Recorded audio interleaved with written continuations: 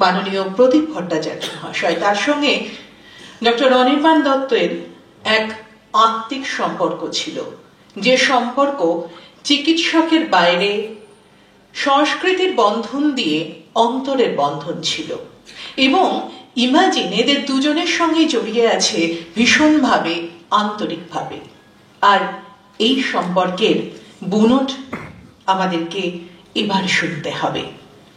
প্রাককথনে বিশিষ্ট অভিনেতা ও নাট্যকার প্রদীপ ভট্টাচার্য, যার কাছ থেকে আমরা শুনব ডাক্তার অনির্বাণ দত্তের কথা, শুনব ইমাজিনকে ঘিরে এই দুটি মানুষ এবং এই দুটি মানুষের আন্তরিক আত্মিক টানের কথা। আমি অনুরোধ করব মাননীয় প্রদীপ ভট্টাচার্য মহাশয়কে তার কাছ থেকে আমরা কিছু শুনে নেব। ডক্টর বিধান রায়ের জন্মদিন এবং মৃত্যুদিনও বটে। ডাক্তার তো ছিলেনই, আর তার জন্যই আজকের এই দিনটাকে চিকিৎসক দিবস হিসেবে পালন করা হয় এখানে।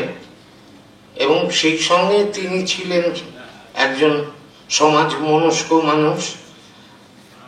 আমাদের পশ্চিমবঙ্গের বলা হয় রূপকার, সামাজিক রূপকার, অর্থাৎ সমাজের উন্নয়ন, মানুষের উন্নয়ন, মানুষের স্বাস্থ্য, সব বিষয়ে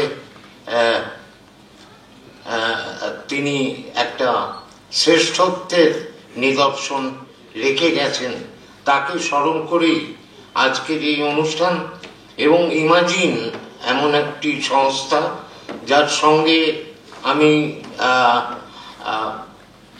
ডাকে সাড়া না দিয়ে পারি না। প্রতিটা বিষয়ে তারা যে সামাজিক অনুষ্ঠানগুলো করেন, বিভিন্নভাবে যে অ্যাওয়ারনেসের প্রোগ্রাম করেন, আজকে যেমন এই দিনটাকে তারা উদযাপন করছেন এমন একজনের নাম নিয়ে, অনির্বাণ, এরকম কাজ ইমাজিন করে। এবং ইমাজিন এই কাজগুলো করে বলে তাদের সঙ্গে থাকতে ইচ্ছে করি, ইচ্ছে কে বাধা দিই না। এবং যে কোনো পরিস্থিতিতে, যে কোনো ইয়েতে তাদের পাশে থাকবার চেষ্টা করি। এবং নিজের ক্ষুদ্র ওই ইচ্ছেটুকু দিয়ে।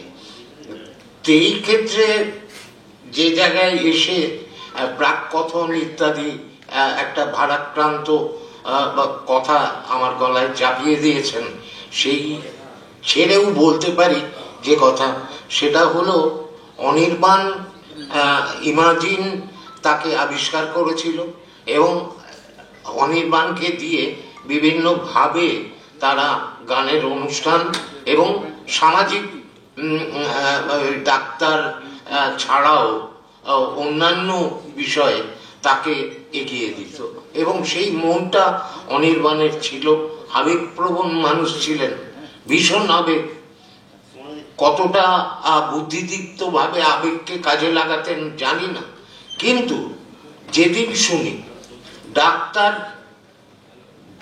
যারা সমাজের অগ্রগণ্য এক দল, বলবো না, এমন একটা সমষ্টি যারা সমাজের স্বাস্থ্যকে রক্ষা করেন,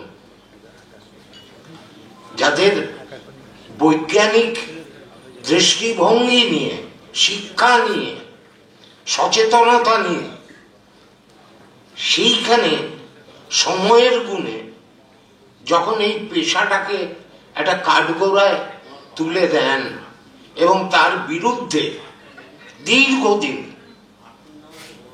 জনপ্রিয়তার তুঙ্গে যখন সেই গানটি যায়, তার বিপরীতে এসে যখন শুনি এই ইমাজিনের মঞ্চে ওই ডাক্তারদের আসল রূপের বর্ণনা করেন অনির্বাণ, তখন তাকে স্যালুট না জানিয়ে পারি না। এবং সেই কারণেই সামাজিকভাবে তার সঙ্গে একটা বন্ধুত্ব গড়ে ওঠে। তাকে আমন্ত্রণ জানাই, এখানে নয়, এই শহরে জায়গায় নয় অনির্বাণ, চলো তোমাকে খোলা জায়গায়, খোলা আকাশের নিচে, আমরা যেখানে থিয়েটার করি দীর্ঘদিন ধরে, সেখানে চলো। অনেক মানুষ, 2500 3000 মানুষ, সেই মানুষের ঢলে তোমার গানকে পৌঁছে দাও।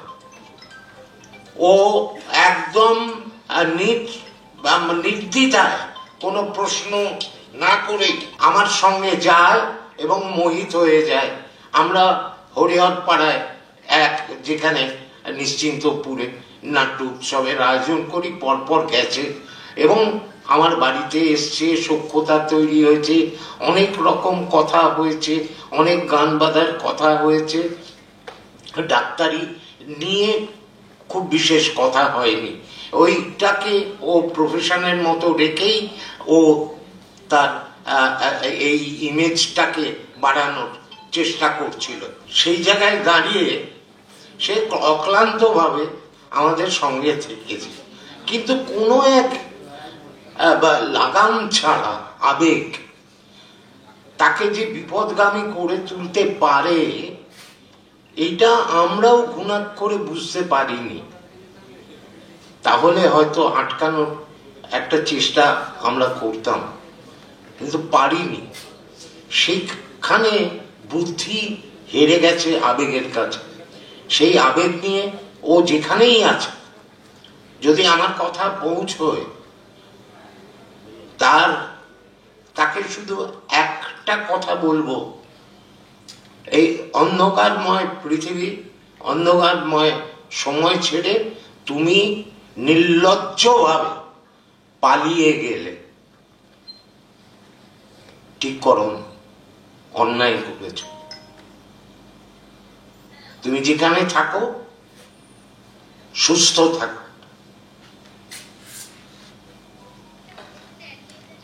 আর প্রাককথন আমার হয়ে ইমাজিন বলে দিয়েছে যে কিসের ওপর আজকের অনুষ্ঠান হবে। ভারাক্রান্ত করব না, শুধু অনির্বাণকে আজকের দিনে ডক্টর বিধান রায়ের জন্ম এবং মৃত্যুদিনকে স্মরণ করে আপনাদের সকলের সুস্থতা কামনা করে কথা শেষ করছি। নমস্কার, ভালো থাকবেন, সুস্থ থাকবেন।